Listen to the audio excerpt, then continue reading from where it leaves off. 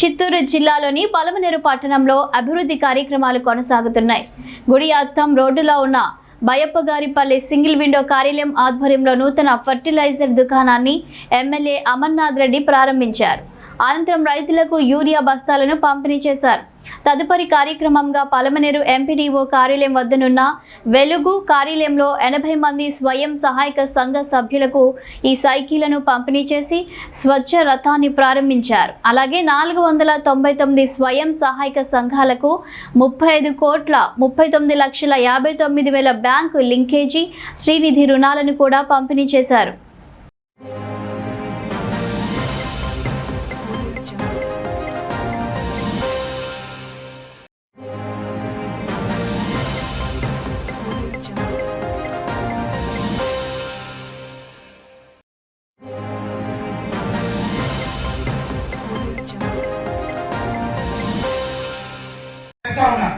అంటే గ్రామాలకు కావాల్సినటువంటి మౌలికమైనటువంటి సదుపాయాలు, అంటే గ్రామానికి మనం వెళ్ళడానికి రోడ్డు కానీ, కరెంటు కానీ, చదువుకోవడానికి స్కూళ్ళు కానీ, త్రాగడానికి నీళ్లు కానీ, ఇవన్నీ ప్రాథమికమైనటువంటి అవసరాలు.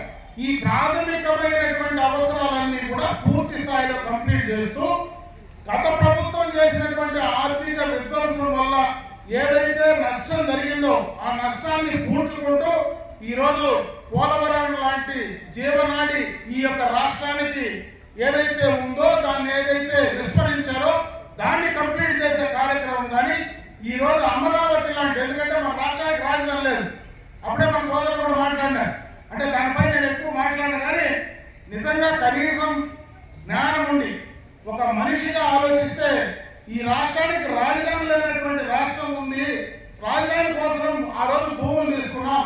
ఆ రోజు అక్కడ ఉన్నటువంటి మహిళలు దాదాపు సంవత్సరాల కొద్దీ దానిపైన ఆ రోజు వాళ్ళందరూ కూడా ధర్నాలు చేసి ఆ భూములు పోగొట్టుకొని ఇబ్బందులు పడుతూ ఉంటే వాళ్ళని కనీసం చూసిన పాపాలు పోకుండా ఈ రోజు అదే రాజధాని లేనటువంటి రాష్ట్రంలో భయపడి పెట్టుబడిదారులు ఈ రాష్ట్రానికి లేని పరిస్థితుల్లో మరి కేంద్రంలో దానికి సంబంధించి ఒక జీవో తీసుకొచ్చి ఈ రాష్ట్రానికి రాజధాని అమరావతి అని చెప్తే ఈ రోజు కొత్తగా ఆయన ఒక పేరు పెట్టినాడు, మా విగన్ అంటే. అసలు అది ఏం పెట్టినాడో, ఎందుకు పిలుస్తా ఉన్నాడో, అతనికి మనిషికి అసలు కనీసం జ్ఞానం ఉండి మాట్లాడుతున్నాడా, బుద్ధి చిప్పు అసలు పనిచేస్తా ఉందా, చిప్పు దొబ్బిందే అర్థం కానటువంటి పరిస్థితులు. అంత దారుణంగా ఆలోచన లేకుండా రాష్ట్రం పైన ఏం చేస్తున్నారు, ఏం చేయాలా అనేటువంటి మినిమం జ్ఞానము సెన్స్ లేకుండా మాట్లాడుతూ ఉంటే వాళ్ళని ఏమనాలో అర్థం కావట్లే. అందుకే రేపు మళ్ళా ప్రజలు ఇవన్నీ కూడా ఆలోచిస్తారు. ఈరోజు ఈ కూటమి ప్రభుత్వం ఖచ్చితంగా అటు మహిళా సోదరిమణులకు ఈ రాష్ట్రానికి సంబంధించినటువంటి సంక్షేమాన్ని, అభివృద్ధిని సమాన స్థాయిలో ముందుకు తీసుకెళ్ళడానికి సిద్ధంగా ఉంది. దాన్ని మీరందరూ కూడా ఏ రోజు ఏదైతే బ్యాంకుల నుంచి ఇచ్చినటువంటి శ్రీనిధి కానీ అవి ఏదైతే ఉన్నాయో వాటిని ఉపయోగించుకొని ఇంకో పెద్ద కార్యక్రమం కూడా చంద్రబాబు నాయుడు గారు ఆలోచిస్తూ ఉన్నారు.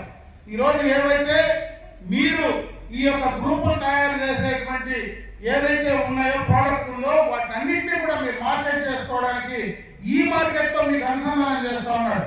ప్రతి ఇంట్లో కూడా ఒక పారిశ్రామికవేత్త ఉండాలనేటువంటి ఆలోచనతో ఈరోజు ఈ ప్రభుత్వం పనిచేస్తూ ఉంది. వీటన్నింటినీ కూడా రేపు అవకాశం ఉండి చేయగలిగిన వాళ్ళు బాగా ఉపయోగించుకోమని చెప్పి నేను ఈ సందర్భంగా మనందరినీ కూడా కోరుకుంటూ ఈరోజు ఈ సైకిల్స్ కూడా ఇది పర్యావరణానికి చాలా బాగా మేలు చేస్తారు. ఎందుకంటే ఈరోజు 2 రకాలుగా దాదాపు 10,000 రూపాయల సబ్సిడీతో ఈ సైకిల్ మీకు ఇచ్చేటువంటి కార్యక్రమాన్ని శ్రీకారం చుట్టాం. ఇదే ఆషామాషి కార్యక్రమం కాదు. కుప్పంలో